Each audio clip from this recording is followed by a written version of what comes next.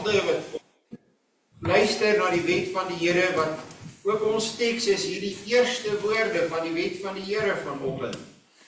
Toe het God al hierdie gebooie aangekondig. Ek is die Here jou God wat jou uit Egipte uit die plek van slawerny bevry het. Jy mag naas my geen ander gode hê nie.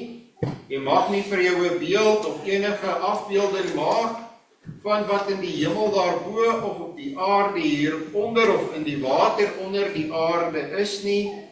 Jy mag hulle nie vereer of dien nie, want ek, die Here jou God, eis onverdeelde trou aan my. Ek reken kinders die sondes van hulle vaders toe, selfs tot in die 3de en 4de geslag van die wat my haat.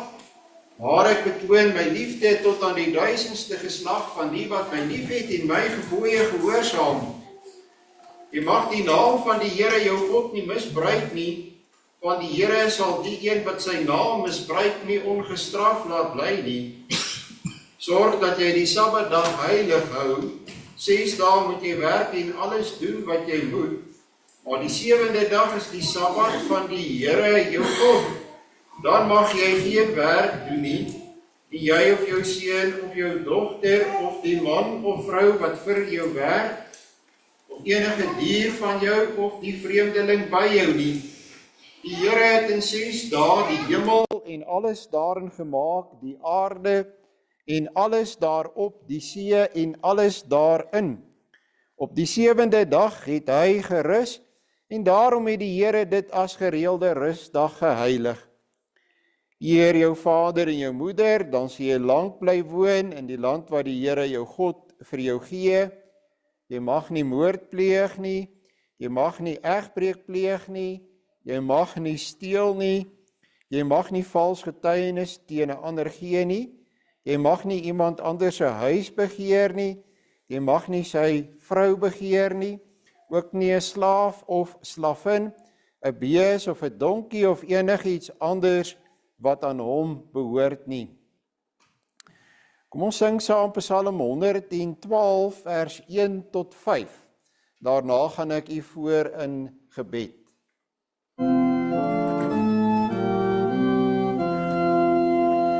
Welsalig is die man wat God van harte vrees. Welsalig hy wat in sy wet 'n welgevalle het. Sy nageslag sal groot, geweldig wees op aard. Opregte sal van kind tot kind 'n seën en erfdeel vind. Rykdom en oorvloed is bestendig in sy huis. En die saam sy geregtigheid vir ewig en altyd. Vir die opregtes God, lig en donkerheid, genadig en barmhartig is die Heer wat reg beslis. Gelukkig hy wat hom ontferm en uit wil leen, wat nooit by voorspoed en geluk sy naaste sal verdruk. Ons bid saam. Vader in die hemel, wat 'n wonderlike geleentheid om as 'n gemeente te kan saam bid. Ons sien daarna uit om te luister na u woord. Ons bid dat u sal gee dat die verklaring daarvan op so 'n manier na ons toe kom dat ons dit kan verstaan en kan deel maak van ons lewens. Ons bid vir die suiwerheid daarvan en ons bid ook vir die kragtigheid van die boodskap. Gee dat hierdie nie net 'n boodskap vir die gemeente van Heilbron sal wees nie, maar 'n boodskap wat sal die toets van die tyd ook deurstaan. Here, baie dankie dat U hierdie gemeente seën met baie kinders en jong mense. Dankie dat ons by mekaar kan kom en dat ons vreugde kan vind daarin om ook jonk te wees en die lewe saam met ons kinders en jong mense te geniet. Gee dat ons nou fokus op dit wat belangrik is en ons vra dit in die Seun se naam. Amen. Ons lees saam die gebed van die apostel Paulus aan die Efesiërs. Efesiërs, hoofstuk 3 vanaf vers 14 tot 21. Om hierdie rede buig ek my knieë voor die Vader van ons Here Jesus Christus, van wie elke geslag in die hemele en op die aarde sy naam ontvang, dat hy aan julle mag gee na die rykdom van sy heerlikheid, om met krag versterk te word deur sy Gees in die innerlike mens, sodat Christus deur die geloof in julle harte kan woon, julle wat in die liefde gewortel en gegrond is. Wat in die liefde gewortel en gegrond is. En julle in staat kan wees om saam met al die heiliges ten volle te begryp wat die breedte en lengte en diepte en hoogte is, en die liefde van Christus te ken, wat die kennis oortref, sodat julle vervul kan word tot al die volheid van God, en aan hom wat mag het om te doen ver bo alles wat ons bid of dink, volgens die krag wat in ons werk, aan hom die heerlikheid in die gemeente, in Christus Jesus, deur alle geslagte tot in ewigheid. Amen. Dit is baie duidelik as jy hier kyk, dit gaan hier oor die liefde in Christus.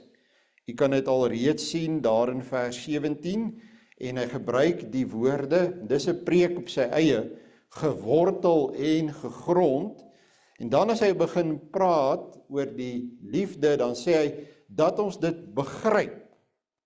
Dis die gedagte van dat ons daaroor mediteer, dit oordink, dis meer as net verstaan.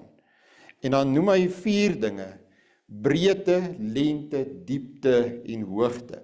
En daardie 4 woorde, breedte, lengte, diepte en hoogte, is dan die tekswoorde, of die fokuswoorde, uit Sondag 34, net die woorde, hoe lei die wet van die Here, en dan net die woorde, God het al hierdie gebooie aangekondig, ek is die Here jou God, wat jou uit Egipte, uit die slawehuis uitgelei het. In Nuwe Testamentiese taal, sê God daarmee, ek is die God wat julle lief het. En nou mag jy dink, dit is daarom 'n baie klein stukkie van die belydenis om 2 preke aan af te staan, maar dit is krities belangrik, want as jy hier nie luister nie, dan gaan jy by 'n punt kom van werkheiligheid, en jy gaan verlore gaan.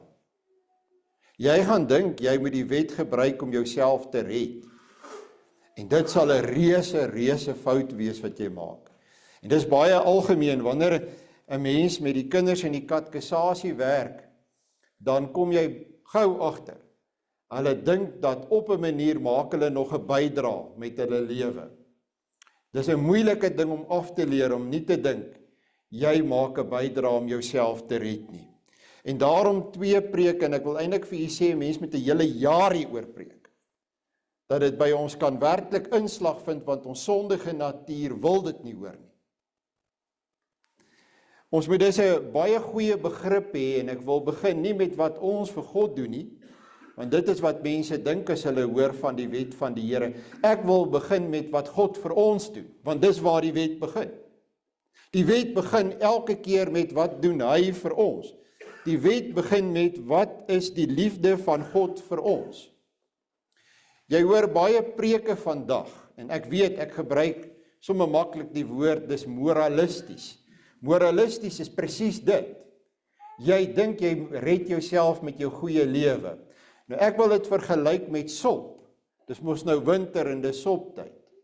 As jy 'n goeie, lekker dik sop gemaak het, en jy maak die fout om net 'n bietjie te veel water by te gooi, is dit akelig en afgewater, kragteloos en niks werd nie.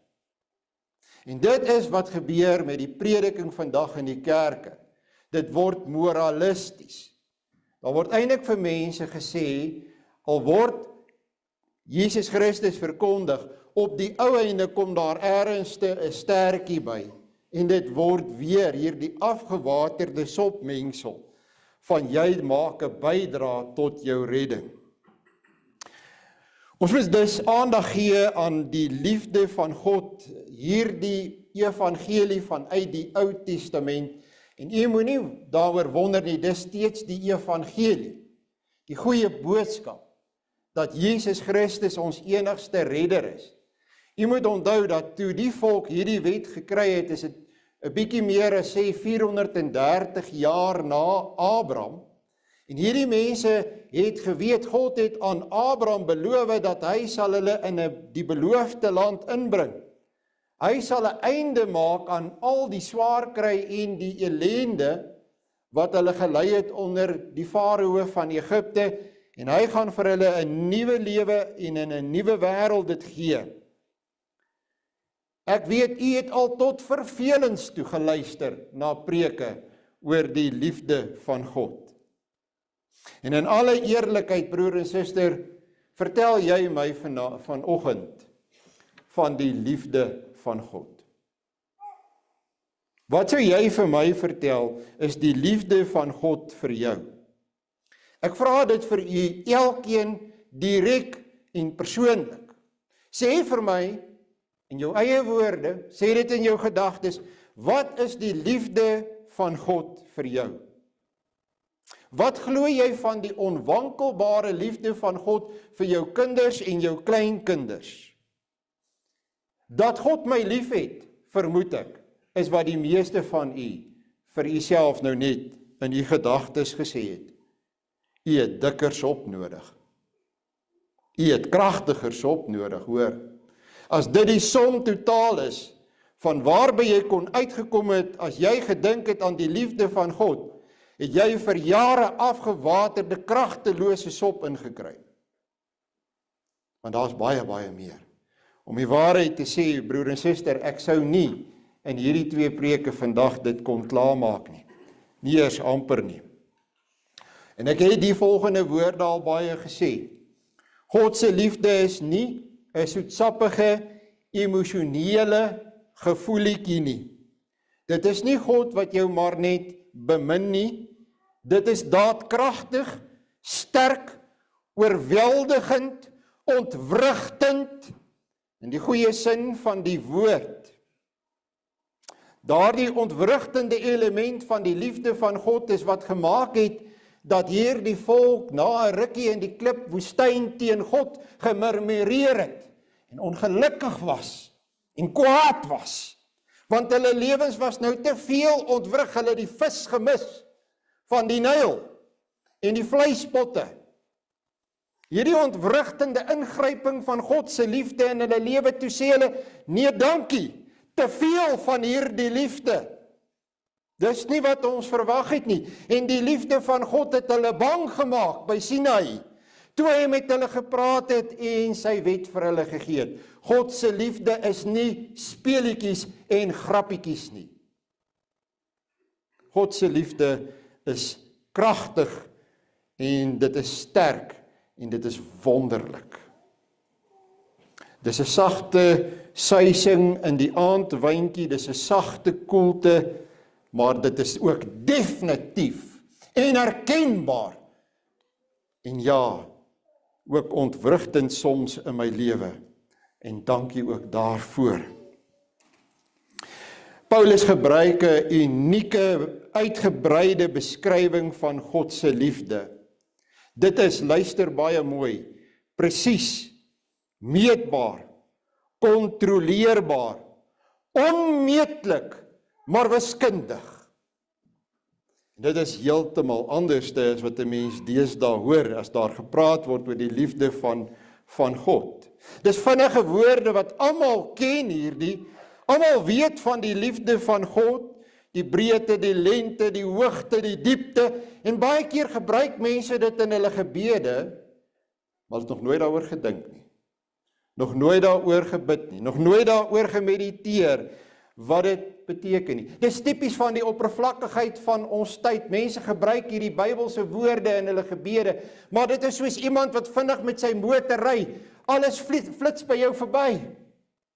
Haastig op pad na my bestemming toe, maar ek mis die hele punt. Ek het gegaan van punt A na punt B en ek het dit vinnig gedoen. Dis al wat ek gedoen het. Niks daarvan het ek ingeneem en beleef nie. Die spoed was te hoog.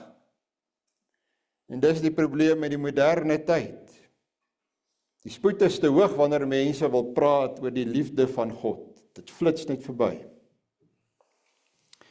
Breedte en lengte loop vir my saam. Hier's twee begrippepare in hierdie woorde. Breedte en lengte, sover as wat ek ook kon gekyk het, loop saam. Hoogte en diepte loop ook weer saam. En daar is verskil van mening hieroor. Maar ek het dit in elk geval so ingedeel in die twee preke. So die eerste preek gaan net oor die breedte en die lengte van God se liefde. En die tweede preek gaan handel oor die hoogte en die diepte van God se liefde vir ons.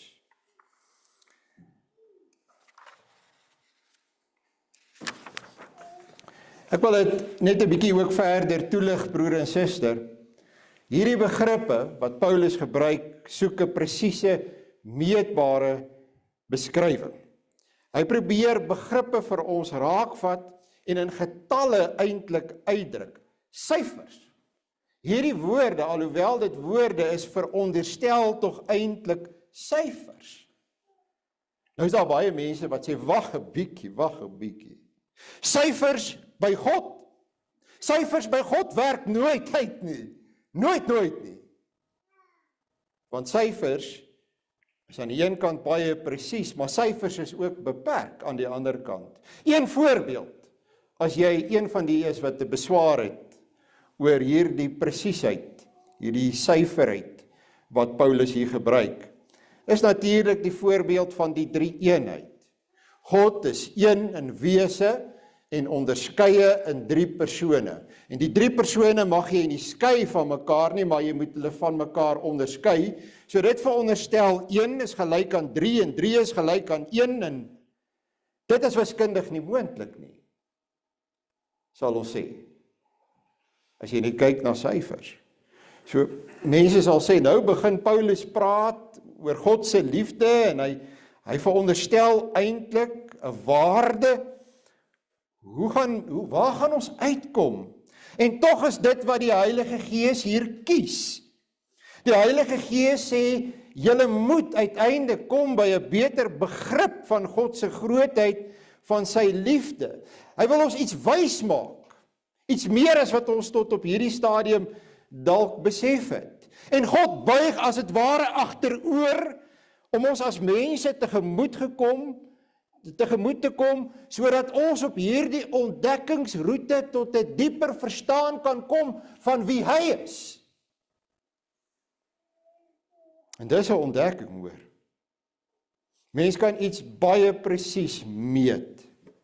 Tot in die kleinste besonderheid kan jy iets meet en jy kan dit vasvang in 'n syfer waarheid en daardie syfer kan jy neerskryf en jy kan die hele item beskryf aan die hand van al hierdie syfers en dis 'n universele taal. Iemand in China kan dit ook lees as hy net dieselfde syfers as ek gebruik. Dan kan hy dit lees en hy kan presies dieselfde ding gaan bou volgens die plan wat die syfers dan aandui. Dis nie tydgebonde nie, dis universele taal. Wiskunde is 'n universele taal. Dis vir alle volke, tale en nasies. En baie mense kan hierdie gedeelte van Paulus oor die liefde van God dus baie goed verstaan. Dit beteken wel ook, broer en suster, dat die Heilige Gees openbaar hier iets van God wat verskriklik belangrik is vir die tyd waarin ons lewe. En dit is dat God is presies. Geweldig presies, tot in die fynste detail presies. Ons sal sê betroubaar, ordelik, patroonmatig, voorspelbaar nie, en ook nie vervelig nie. Maar definitief baie presies. En dit sal 'n skok wees vir baie mense, broer en suster. Want baie mense het hierdie idee van God dat hy is wispelturig, emosioneel, onderhewig aan wat hulle sopas gedoen het en dan reageer hy op grond van wat hulle gedoen het. As hulle sleg gedoen het, dan straf hy hulle. As hy goed doen, dan seën hy hulle. En dit is hoe mense dink God is. Eintlik het die mens die hef in die hand. En hier kom Paulus en hy skryf oor die liefde van God, wat iets van sy diepste wese weerspieël. En hy sê vir ons, God is nie wispelturig. Hy is nie emosioneel nie. Hy is nie manipuleerbaar deur jou optrede nie. Daar is 'n logika, 'n vaste patroon. Hy het 'n wysheid. U sien, broer en suster, hierdie wispelturige God wat mense wil dien in die chaotiese eredienste wat hulle van hou, waar enige oomblik kan gebeur, is nie God nie. Dis die afgode van die heidene. Dis Zeus, die god van die Grieke. Jy het nooit geweet wanneer is Zeus vir jou kwaad nie. Wat het jy nou weer gedoen wat verkeerd is en dan gaan jy 'n weerligstraal kry nie. Dis Zeus, dis nie God nie. God is, wil ek amper sê, hy kan homself uitdruk in terme van sy patroon van betroubaarheid, in terme van sy liefde. Wie so 'n idee van God het, broer en suster, dat God is wispelturig en emosioneel en jy weet nie eintlik wat om van hom te verwag nie, dis eintlik 'n baie gerieflike God, want jy kan doen wat jy wil. Jy het eintlik die hef in die hand. Dit maak eintlik nie saak nie, jy kan hom vir alle praktiese doeleindes buite berekening laat. Want dit maak nie eintlik saak wat jy doen nie, volg jou eie kop. En dis presies waarby hierdie godsbeskouing ons gebring het in ons tyd. Syfers en wiskunde is godsin. Nie deur mense uitgedink nie. Syfers en wiskunde is ook God se taal. Dis deel van wie hy is, dis die ander taal wat hy baie goed kan praat. Dit pas by hom. Dit weerspieël iets van sy diepste wese, van sy onmeetbare grootheid. Hoe sou ons geweet het God is onmeetbaar groot as daar nie syfers was nie? Hy kan dus konstant fokus op die kleinste detail. En dit is die wonderlike van die Bybel, broer en suster. Die Bybel vertel eintlik vir ons van God wat gefokus het op die detail oor baie duisende jare en 'n positiewe resultaat geproduseer het. Dis waaroor hierdie 4 woorde gaan, wat die apostel Paulus hier gebruik. God is dus nie emosioneel, wispelturig nie. Hy tree met wysheid en met presisie op. En dit, broer en suster, is nuwe nuus in die wêreld waarin ons lewe. Miskien moet ons hom so 'n bietjie sagter sit. Dit laat 'n mens wonder hoeveel van hierdie sogenaamde predikers wat kenners is en wat iets wil sê van God se liefde, wanneer hulle praat oor sy liefde, hoeveel weet en verstaan hulle werklik? Breedte, lengte, diepte en hoogte. Julle moet daarin gewortel en gegrond wees. Begin by die liefde van God, want hy het ons eerste lief gehad, en dit beteken uit die aard van die saak, as jy net na die woorde luister, dat hy ons steeds lief het, selfs wanneer ek verbrou, selfs wanneer ek 'n fout maak. Hierdie woorde sê eintlik oorkoepelend, breedte, lengte, diepte, hoogte, sê eintlik iets van the vastness, die omvangrykheid, die uitgestrektheid, die onmeetlikheid van God se liefde. Dit is 'n 4-dimensionele beskrywing van God se liefde. Daar het ek nou 'n ding gesê. 'n 4-dimensionele beskrywing. Dominee, askies. Daar is tog net 3 dimensies. Ons almal weet dit, diepte, lengte en hoogte. Daar is wel nog 'n temporale dimensie, miskien met ander woorde, 'n dimensie van tyd, wat 'n mens kan ook sê, in die ruimtelike dimensie. En dan kry jy, as jy 'n bietjie verder gaan soek en lees, dan kry jy die stringteorie wat sê, maar daar is 10 dimensies, dink ons. En so kan ons aangaan. Nog 6 ander dimensies, buiten die 4. Wat sê dit vir ons, broer en suster? Ek bedoel dood eenvoudig, ek is net 'n dominee. Ek verstaan min van al hierdie dimensies, ek bestudeer dit nie. Met 4-dimensioneel bedoel ek dood eenvoudig wat Paulus hier gesê het in die Bybel. Breedte, lengte, diepte en hoogte. Dis al. Vir my is dit 'n indeling. Maar weet maar, dat as jy hieroor beginne lees, dat jy uiteindelik sê, wow, het God dit alles uitgedink, dit gemaak, en is hy nog steeds daarmee besig? Hoekom praat Paulus op hierdie manier wat dit meetbaar is, en dit klink asof hy ons wil wiskunde leer? Maar ek dink dit uiteindelik begin in een van die vorige hoofstukke, aan die einde van die 2de hoofstuk, dan sê hy dat God het ons geskape om 'n heilige tempel in die Here te wees.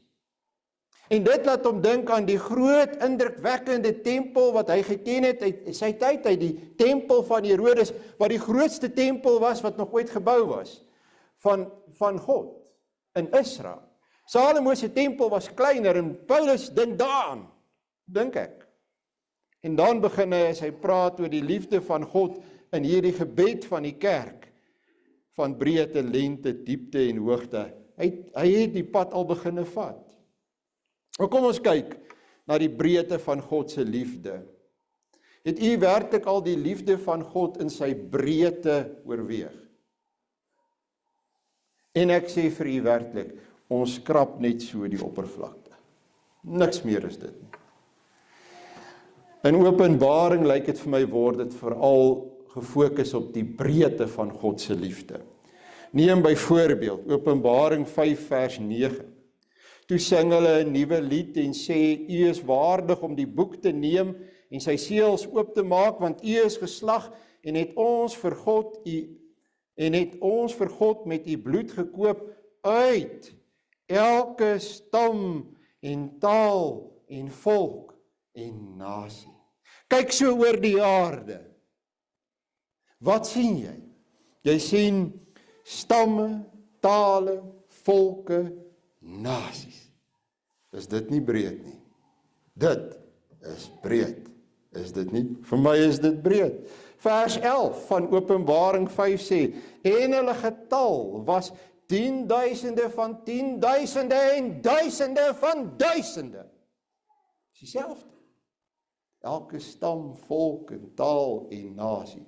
10.000 van 10.000 en duisende van duisende. Waar kom al hierdie mense vandaan? Wie is hulle? Dis die mense wat God liefhet. Dis die breedte van God se liefde uitgedruk in terme van die mensdom. En dit is weer eens daai gedagte van vastness, uitgestrektheid. Eendag in die heerlikheid sal ons dit perfek kan sien en sal ons daarby ingesluit wees, al het ons ook hier op aarde gesondig. Nie een van ons, broer en suster, dien dit om ingesluit te wees by hierdie uitgestrekte liefde van God nie, om deel te wees van hierdie hemelse skare nie. Ons beleef 'n geweldigende, ontmoedigende tyd in die geskiedenis. Kyk hoe klein is hierdie gemeente. Die ware kerk is altyd klein. Daar was profete wat moedeloos was. Elia was moedeloos geweest oor die situasie in die tyd van koning Agab. En uiteindelik het God vir hom gewys, daar is nog gelowiges. In Suid-Afrika word rowwe persentasies rondgegooi van hoe groot die Christene in Suid-Afrika is, hoe baie hulle is. Dis heeltemal onwaar, moet dit nie glo nie. Die ware kerk is klein, is min in Suid-Afrika. Baie min. En ek sê dit op grond van hoe mense lewe. Maar wêreldwyd, onder al daardie stamme, volke, tale en nasies, en dit uiteindelik gee vir ons 'n ander perspektief. Dit maak my dat ek wil sê, maar ek wil in terme van hierdie wêreld gaan sendingwerk doen, ek wil mense gaan vertel van die liefde van God, want uiteindelik wil ek meewerk aan die breedte van God se liefde oor die ganse aarde. Wanneer ek deur die Karoo ry, en soms stop ek langs die pad, dan staan ek daar. Ek wil praat van 'n Karoo uitgestrekte wydheid. Jy staan daar langs die pad, en jy kyk so, en jy sien daar op die horison is 'n klompie berge. En dan weet jy, ander kant dit lyk dit net so. Daai Karoo uitgestrektheid, daai vastness. En gewoonlik is die hemel helder blou bokant jou. Dan sê ek, hoe ver gaan dit so? Hoe ver is dit so? Dit is vir my die wye liefde van God. Dis hoe groot dit is. Ek sukkel daarmee. My kop kom nie daarby uit nie. Die Here Jesus sê mos in Matteus 28, aan my is gegee alle mag in die hemel en op aarde. Gaan dan heen, maak disippels van al die nasies. Gaan dan heen en maak disippels van al die nasies. Daai Karoo uitgestrektheid. En dan kry jy te doen met mense soos die Jode. Die Messias is 'n Jood wat kom om Jode te red. God is 'n God vir die wit mense. Regtig? Dink jy so? Dink jy God is wit?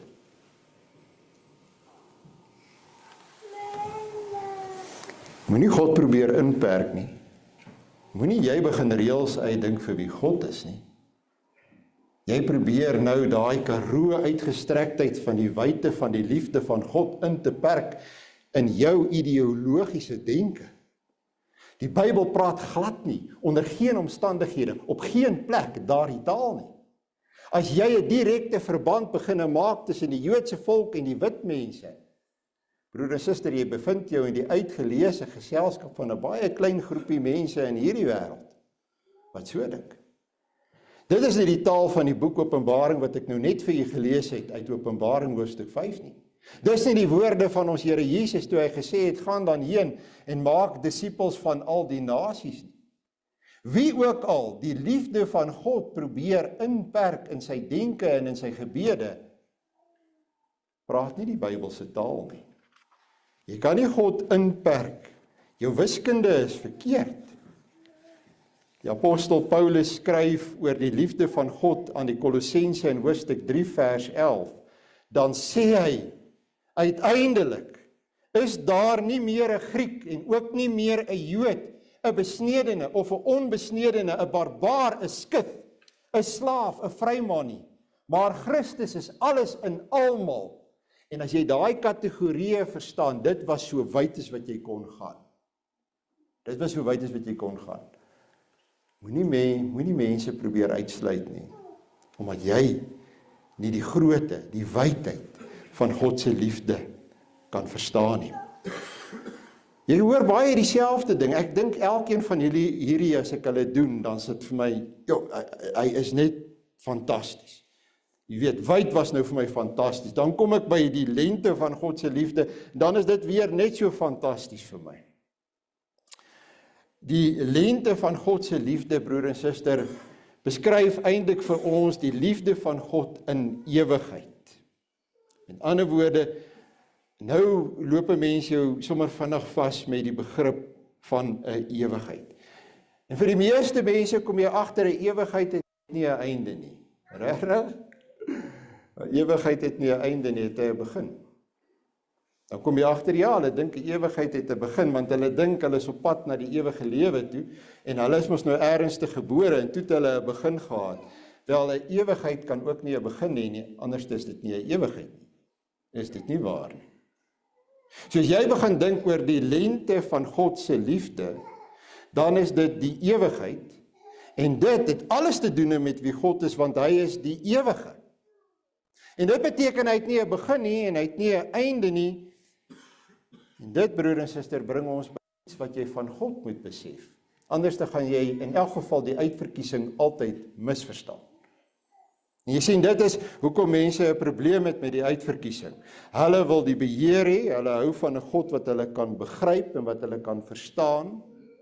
En die uitverkiesing sê vir ons dat God het ons van voor die grondlegging van die wêreld uitverkies. Dis waar Paulus hierdie boek begin het. Dis hoofstuk 1. Ons praat van die ewige vrederaad van God. Dit is die verbond tussen die Vader, die Seun en die Heilige Gees, en dis 'n liefdesverbond, en daardie drie persone en daardie heilige drie-eenheid, die sogenaamde triumviraat, het besluit dat hulle gaan die mensdom skep en hulle gaan die mensdom red nog voordat Genesis 1 plaasgevind het. Jy sien, dis die lengte van God se liefde. God se liefde is ewig. Dit is van altyd af. Ook van voor die skepping af. Nie net dat dit nie 'n einde nie. Ons gaan in ewigheid lewe, en dit is die gevolg van God se liefde.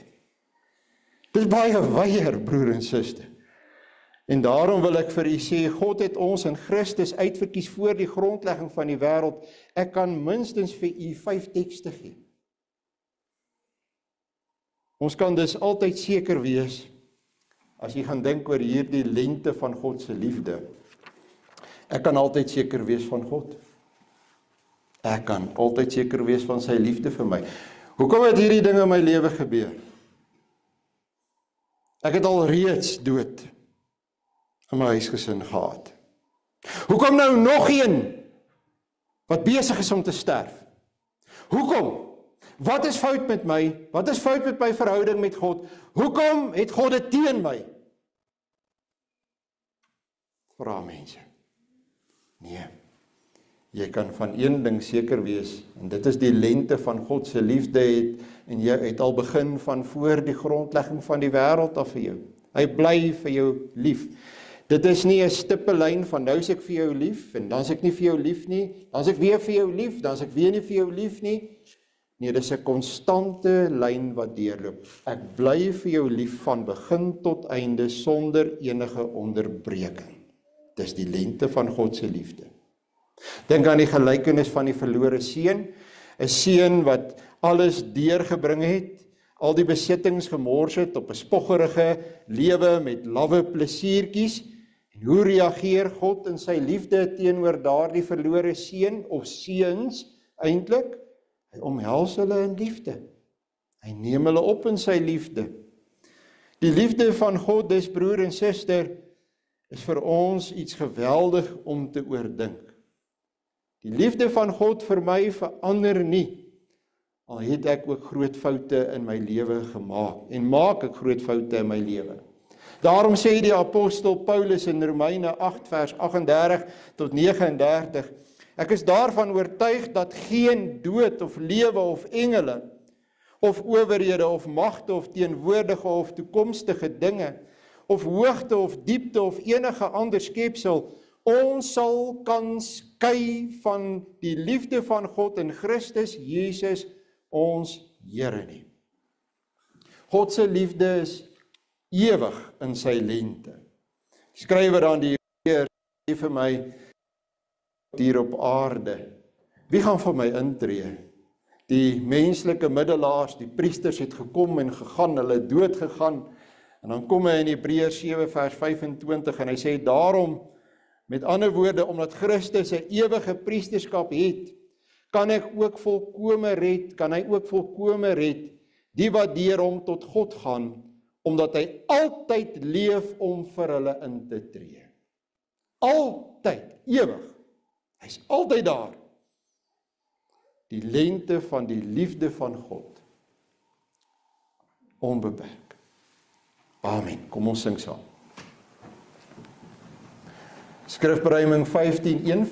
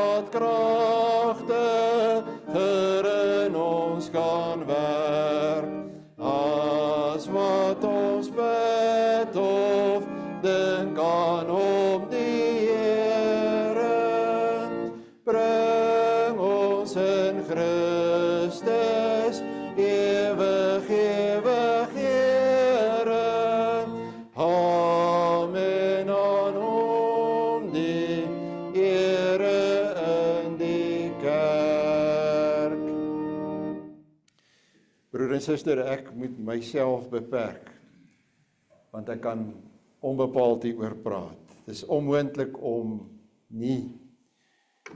eintlik te min te sê. Al wat dan nou oorbly is die diepte van God se liefde en die hoogte van God se liefde. En ek het reeds gesê, hierdie begrippe loop weer vir my saam. As jy begin praat oor die diepte van God se liefde, is dit eintlik soveel makliker as dalk die eerste twee, want jy kan net al klaar begin sien hoe ek dit kan toepas tot by die dieptepunt waar Christus vir ons moes gaan. Maar ek gaan nog nie daar nie. Ken u Filippense hoofstuk 2, daardie hoofstuk waar die apostel Paulus vir ons die twee lyne in die lewe van die Here Jesus Christus gee. Die dalende lyn van sy vernedering en die stygende lyn van sy verhoging. Jy kry dit ook in die apostoliese geloofsbelijdenis. Eers die dalende lyn, gekruisig, gesterf, begrawe, opgestaan het uit die dood, opgevaar het na die hemel en sit aan die regterhand van God, die stygende lyn. En jy kry dit in hierdie lied wat Paulus aanhaal, wat waarskynlik 'n lied was wat die Christene in sy tyd gesing het.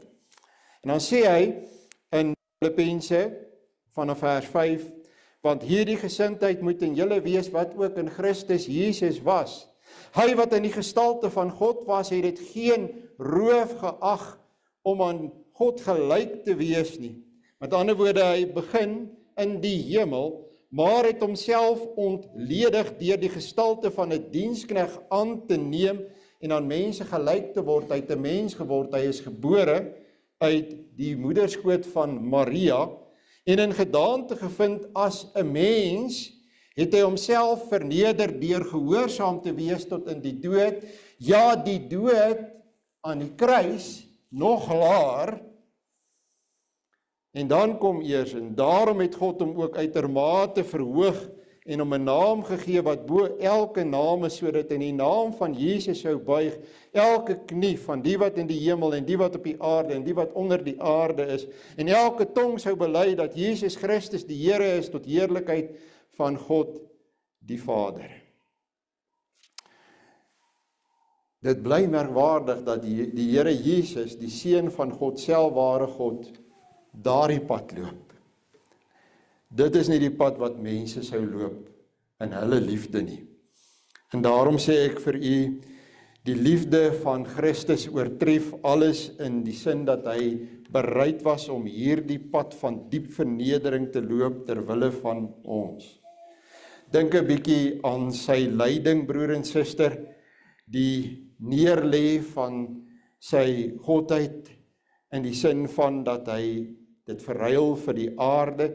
Dink aan sy lyding, sy moegheid, sy honger, die hardhandige hande wat op hom gelê is toe hulle hom gearresteer het en hom gefolter het, toe hulle hom gespot het, die vuil monde wat hulle teen hom uitgewas het, toe hulle hom in sy allerheiligste gesig gespoeg het, die wrede mense wat hom veroordeel het en wat hom gegeesel het, toe hy gewankel het onder die swaar gewig van die kruis en uiteindelik aan die kruis op Golgotha vasgespijker is, sy pyn, sy dors, die lyding wat hy daar gehad het, en dit alles uiteindelik nog nie diep genoeg nie, maar toe die oordeel van ons hemelse Vader op hom neerdaal daar aan die kruis, as hy as het ware terwyl hy aan die kruis is, die hel vir ons moes betree, as die diepste punt van sy vernedering en van sy foltering. Hy wat die outeur is van die lewe, deur wie alles geskep is, deur wie alles gemaak is, moet sy lewe neerlê asof hy 'n magtelose is, terwyl hy die Almagtige is.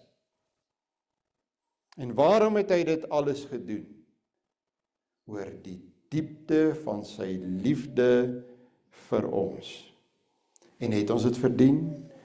Ons het dit nie verdien nie. Jesaja 53 vers 6 sê, ons almal het gedwaal soos skape, ons het elkeen sy eie pad geloop, maar die Here het die ongeregtigheid van ons almal op hom laat neerkom. Hy het dit alles deurgegaan ter wille van mense wat dit nie verdien het nie. En dan kom ons, broer en suster, by daardie punt in ons eie lewe, dat ons nie met onsself wil eerlik wees oor die geweldige dieptes in ons nie. Ons moet afdwaal tot in die swart galle dieptes van ons eie siele. Ons moet afgaan tot daaronder waar ons weet wie ons werklik is. Baie mense sien nie daarvoor kans nie, hulle dink hulle is fantasties en goed, maar ons is verkoop aan die sonde. Paulus maak dit kristel helder duidelik aan ons in Romeine hoofstuk 3. As hy sê, wat dan, het ons enige voorrang? Hoekom is dit dat ons die liefde van God ontvang? Het ons enige voorrang? Is ons anders? Is ons spesiaal? Dan sê hy, hoegenaamd nie, want ons het tevore al gesê dat Jode sowel as Grieke daarvan beskuldig dat hulle almal onder die sonde is. Daar is niemand regverdig nie, selfs nie een nie. Daar is niemand wat verstandig is nie. Daar is niemand wat God soek nie. Hulle het almal afgewyk. Saam met hulle ontaard. Daar is niemand wat goed doen nie. Daar is selfs nie een nie. Oop graf met hulle tonge pleeg hulle bedrog. Die gif van adders is onder hulle lippe. Hulle mond is vol vervloeking en bitterheid. Haastig is hulle voete om die bloed te vergiet. Verwoesting en ellende is in hulle paaie, en die weg van vrede ken hulle nie. Daar is geen vrees van God voor hulle oë nie. Dis ons. Dis daar die swart dieptes in ons eie lewe. En groter liefde het niemand, skryf Paulus vir die Romeine, dat hy sy lewe aflê vir iemand anders nie. Dat hy sy lewe aflê vir sondaars. Ons was nog nie sy vriende nie. Toe lê hy sy lewe al af. Romeine 5 vers 8. Dit, broer en suster, is weer eens die omvang van die diepte van God se liefde tot uiteindelik in die hel. Die onbereikbare hoogte van God se liefde vir ons. En dis 'n duiselingwekkende hoogte as ons kyk na die liefde van God. Die finale doel wat hy met ons lewe het. En ek wil weer eens vir u sê, wat dink jy is God se doel met jou lewe? Waarheen dink jy is jy op pad? Wat beplan hy vir jou? En ek gaan vir jou meer vertel. Ek is baie seker. Ek gaan vir jou meer vertel as enige iets wat jy nou in gedagte het. Want die meeste mense gaan so ver soos eendag in die hemel. Daar is baie meer as eendag en net in die hemel. En hoe in die hemel? Jy sien weer eens daar dieselfde probleem van die beperking wat ons onsself indink. En so gaan ons na die Bybel toe en ons lees die Bybel. Die Here Jesus Christus het nie net gesterf vir die vergifnis van ons sonde nie. Dit is 50%. As jy 50% op universiteit kry, kom jy deur. In baie vakke kom jy nie deur nie. As jy 50% kry nie. Want daar's 50% wat jy nie weet nie. En dit kan gevaarlik wees. Dink 'n bietjie aan jou dokter. Wil jy by 'n dokter op die teatertafel lees, hy 'n 50% dokter is? Nee, wat, ek dink ek sal die 90% hou vat. Daar's die 10% wat hy nie weet nie. So, as jy dink dat die Here Jesus Christus het net gekom om vir ons sondes te sterf en vir ons sonde te betaal, 50%. Jy maak dit eintlik amper nie. So wat is die res? Wat is die res? En dit is die duiselingwekkende hoogte van God se liefde. God se plan met jou het alreeds begin. Dit is nie net eendag nie, dit is vandag.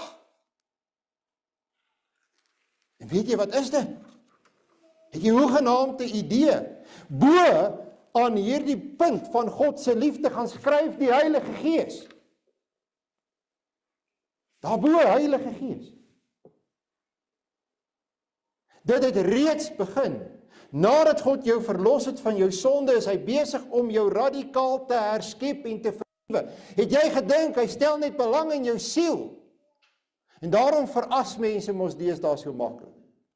Hy stel in belang in die vernuwing ook van jou liggaam. Die Here Jesus Christus het tog liggaamlik uit die dood uit opgestaan en hy lewe. Dit is die ander 50%. Mense kom nie daarby uit. Ons sondes word nie net uitgewis nie, sy hartsbegeerte is dat jy totaal en al vernuwe moet word en dit het begin. En as jy 50 jaar gelede belydenis van geloof afgelê, dan behoort ek nou te kan sien dat jy is al vir 50 jaar onder die leiding van die Heilige Gees besig om 'n totale nuwe skepping te word hier op hierdie ou aarde. Kyk 'n bietjie na jouself. Ons het donderdag aand hiervan gepraat. Toe die Here Jesus vir ons kom sê, ek het al met jou begin en ek is op pad met jou. Jy loop dieselfde pad as die Here Jesus. Na die hemel toe. En ons het gepraat oor dit wat hy gesê het, wat sy droom is, wat sy visie is, wat sy fokus is. Dis die hoogte van God se liefde. Dis nie eers eendagie, dis nou. Dis nou 'n realiteit. Dis Johannes 3 vers 34, want hy vir wie God gestuur het, spreek die woorde van God. God skenk immers die Gees nie in 'n geringe mate nie. Maar God skenk sy Gees aan ons in 'n oorvloedige mate. En die Heilige Gees is besig om vernuwend in ons lewe te werk. Met hierdie doel in gedagte. Hoe doen die Heilige Gees dit? Wat doen die Heilige Gees alles vir ons? Hy werk in my, sê mense. Hy woon in my. Is dit? Nee, broer en suster. Dit, jy kan die res van die Sondag hiermee gaan besig wees, om dit neer te skryf. Die Gees pleit vir ons. Die Heilige Gees is die een wat uiteindelik ook vir ons die pad na Christus toe oopmaak. Hy lei ons in ons woorde dat ek reg praat en reg bid. Die Heilige Gees help my om te verstaan. Die Heilige Gees vuur my aan. Die Heilige Gees motiveer my. Die Heilige Gees gee my fokus. Die Heilige Gees dryf my dat ek 'n visie ontwikkel. Daar is soveel wat die Heilige Gees vir my doen. Die Heilige Gees bind my aan die liggaam van Christus. Paulus skryf, julle is die liggaam van Jesus Christus. Julle is die kerk. Die liggaam van Jesus Christus kan nie vernietig word nie. Die liggaam van Jesus Christus kan nie deur vuur en swaal verbrand word nie. Die liggaam van Jesus Christus is bestem vir hemelse heerlikheid.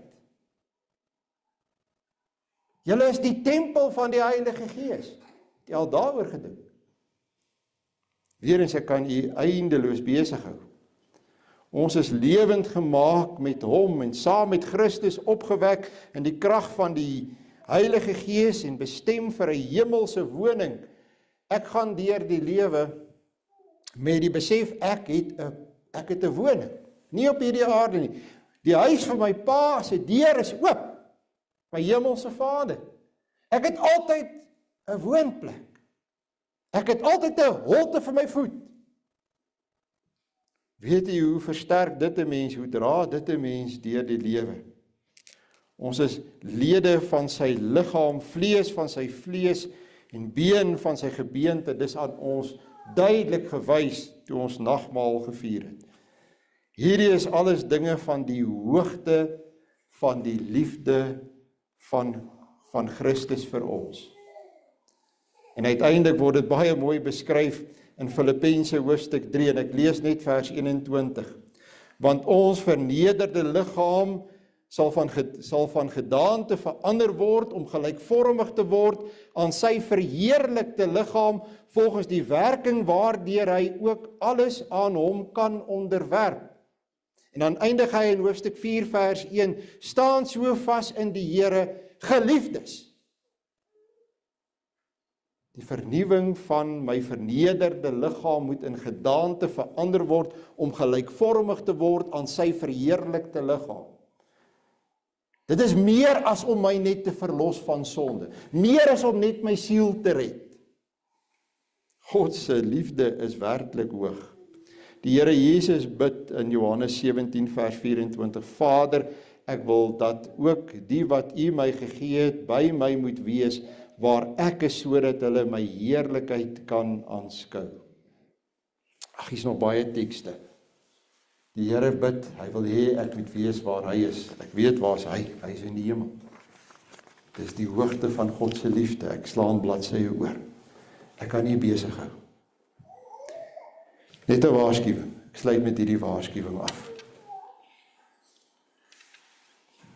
Ek vind dat liefde van God, wat mense misverstaan, maak hulle verskriklik hoogmoedig. Hulle dink hulle is fantasties. Erfgename, koningskinders, name it en claim it, storm deur die lewe. Jy is nie so fantasties nie. Onthou waar jy begin. Dink weer 'n bietjie dan oor die diepte van die liefde van God. Dink 'n bietjie daar waar die Here Jesus Christus moes gaan draai het vir ons. En as jy daar gaan, en jy dink daaroor, en jy bid daaroor, dan sê jy, wag 'n bietjie, raak baie nederig en kalm oor jouself. Jy wat dink jy is nou iemand, dis God wat jou daar gaan optel het. Moenie dat hierdie gedagtes oor die liefde van God, wat so mooi en duidelik en kragtig en korrek hier vir ons beskryf word, jou hoogmoedig maak, want dan is dit nie van die Heilige Gees nie, dan is dit van jou sondige natuur. Wees altyd nederig. Moenie dat jou sondige natuur agter die gordyn van jou lewe staan en die touwtjies trek en jy soos 'n marionet nie. En eintlik dink jy staan onder die leiding van God se Gees, maar dis eintlik jou sondige natuur wat besig is om die touwtjies te trek. Ontwikkel 'n strategie van dankbaarheid. Nou dat jy iets gehoor het van die omvang, die vastness van God se liefde. Ontwikkel 'n strategie om vir God daarvoor dankie te sê. Weet jy wat, ek het vir jou goeie nuus. Jy hoef dit nie te gaan uitdink nie. Hier is dit in jou psalmboek. Dit is die verklaring van die Heidelbergse Katekismus oor die wet van God en die gebed, die Onse Vader. Daar is jou hele strategie vir jou dankbaarheidslewe, om vir God dankie te sê, vir die omvangryke liefde wat hy in jou bewys het. In die weke en maande wat kom, gaan ek saam met u deur hierdie strategie gaan. Hoe ons vir God in hierdie lewe moet dankie sê. Amen. Kom ons dank saam. Ons Vader wat in die hemel is, Here, baie dankie. Baie dankie. Dis maar net die woorde van mense, maar u liefde is oorweldigend. U liefde is ontwrigtend in sy krag. U liefde is vir ons altyd goed. Ons kan nie genoeg daaroor dink en genoeg daaroor bid nie. En ons wil werklik vir u dankie sê, en ons gaan dit in die tyd wat voorlê ook doen, deur saam hier te kom en te luister en te gaan toepas wat ons hier hoor. Gee dat ons verder gaan besin oor die omvang van u liefde, en ons vra dit in u Seun se naam. Amen. Geliefde broer en suster, daar is geleentheid vir die diens van barmhartigheid.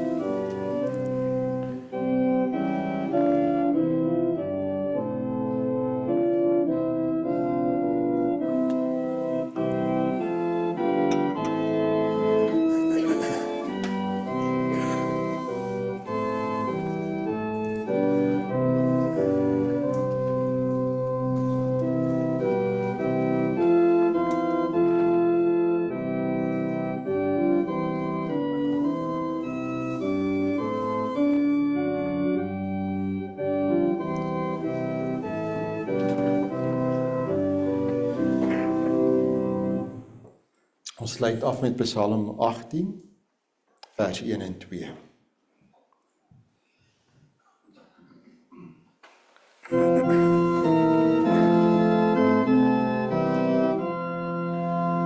Ek het u hartlik lief, o Heer, u is my sterkte en teeweer, u is my rots, my beste ster, my redder wat my heil bewerk, my rots wanneer die stormwind huil, my skuld die weerkrag van my heil, my vesting op die bergkrans stil, by wie ek vas en veilig skuil, tot die van wie my lofsang is, roep ek in my benauwenis, en van my vyand word ek vry,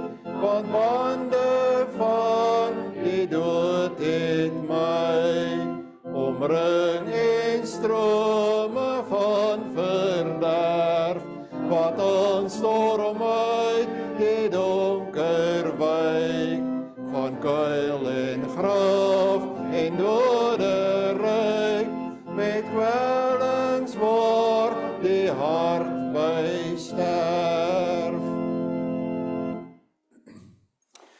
Die Here sal jou seën en jou behoed. Die Here sal sy aangesig oor jou laat skyn en jou genadig wees. Die Here sal sy aangesig oor jou verhef en aan jou sy vrede gee. Amen.